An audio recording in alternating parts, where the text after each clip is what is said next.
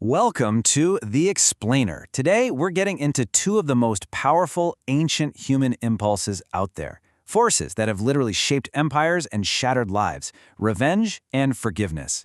They pull us in totally opposite directions, and we're going to explore what it really means to choose one over the other. But before we dive deep, let's start with a simpler question. One you've probably heard before. You know the old saying that married couples start to look alike after a while? Well, what if I told you the science behind that also explains how we learn to hate and how we define what it means to win? So is it true? Well, according to the science, yeah, pretty much. When you spend decades with someone, you start eating the same food, right? You unconsciously copy each other's expressions, which means you're literally using the same facial muscles over and over. But the biggest thing is you share life. You laugh at the same jokes. You cry over the same tragedies. You feel joy and pain together. All of this literally sculpts your face over time. And here's the real kicker. If sharing a life can physically shape our faces, just imagine what it does to our minds. The ideas we soak up from the world, from our culture, our heroes, our stories, they don't just influence us. They carve deep grooves into how we think. They teach us what to want, what to celebrate, and ultimately, they define our idea of winning.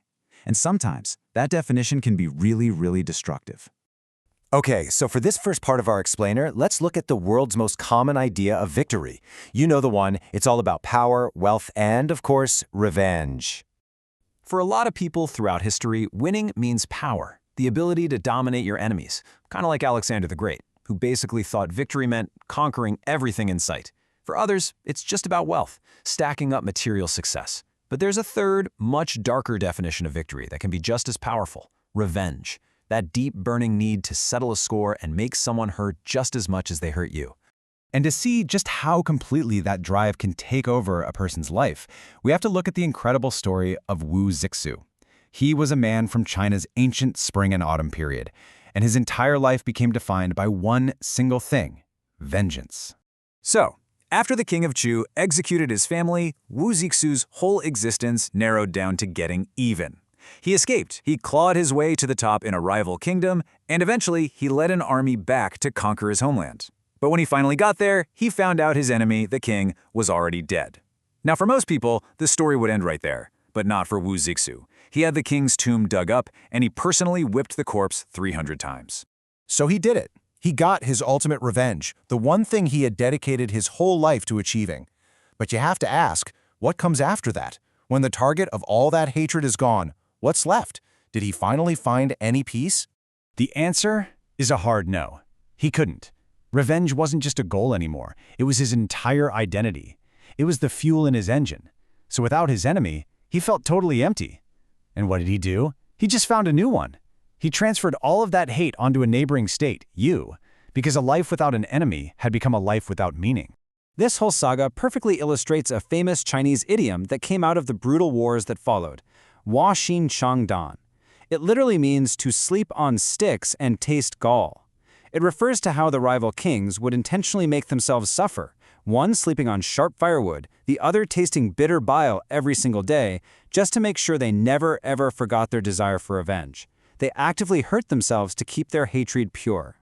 And that story shows us the fundamental problem with revenge. It isn't an ending, it's a beginning.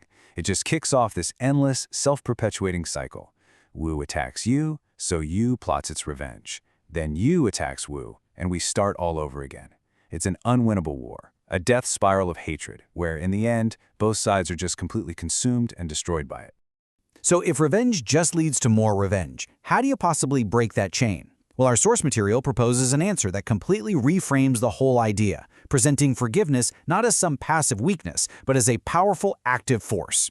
And the central argument for this really hinges on a famous line from the Gospels. As Jesus is being crucified, he looks at the very people responsible, and instead of cursing them or vowing revenge, he asks for their forgiveness. This single moment is presented as the one act powerful enough to just stop that cycle of hate dead in its tracks. And the logic here is actually pretty simple. Revenge guarantees a reaction. An eye for an eye ensures the other side will want to take an eye from you. It's a chain reaction. But forgiveness is different. It absorbs the hate. It takes the hit without passing it on. According to this perspective, it's the only thing that can actually cut the chain. Now, you might hear that and think it sounds like weakness, like a failure to stand up for yourself. But from this point of view, it's the ultimate act of strength, and one that creates this incredible ripple effect. The disciple Stephen, as he was literally being stoned to death, was inspired to do the same thing and forgave his killers. That idea then spread through the early Christian movement, which chose forgiveness over retaliation, even when facing horrific persecution. Okay, but that was 2,000 years ago. Does an idea like that actually hold up in the modern world? Well, let's look at a modern, tragic, and unbelievably powerful real-world test of this very idea, the story of Gladys Staines. In 1999, an Australian missionary named Graham Staines and his family had been serving people with leprosy in rural India for 34 years. One night, while he and his two little boys, just 10 and 6 years old, were sleeping in their station wagon, a mob of extremists surrounded them, poured gasoline on the car, and set it on fire. They were all burned alive. The surviving wife and mother, Gladys Staines, was left to deal with this unimaginable horror. At her family's funeral, a shocked nation was watching, and everyone expected to hear cries for justice, for revenge.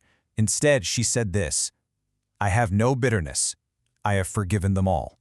Her forgiveness was just a profound, world-stopping act. But the story doesn't end there, and the ending forces all of us to face a very uncomfortable reality, one that really challenges our basic ideas about justice and what it means to win. So, fast forward. After years in prison, one of the men responsible for the murders was released. Did he feel any remorse? Regret? Not a chance. He walked out of prison completely unrepentant, saying he'd done nothing wrong. And his followers? They greeted him with flower garlands, celebrating him like a hero. So let's look at the two different scorecards here. On the world scorecard, the killer won. He's free, he's celebrated, and Gladys's forgiveness looks like a total failure. Justice failed, plain and simple. But on the sources scorecard, the outcome looks completely different. The goal was never to change the killer's heart, the goal was to save her own. By forgiving, she broke the cycle. She refused to let his hate poison the rest of her life. And in this view, that is the ultimate victory. And this really is the key takeaway from the source material. Forgiveness isn't some gift you give to the person who hurt you. It doesn't matter if they apologize or feel bad about it. Forgiveness is an act of self-preservation. It is freeing your own soul from the prison of bitterness and hate. Gladys Staines won because she protected herself from being consumed by it all. And that leaves us with one final question to think about. We've just looked at two completely different definitions of victory. One is about settling scores, and the other is about setting yourself free. So which one is it? What does it truly mean to win?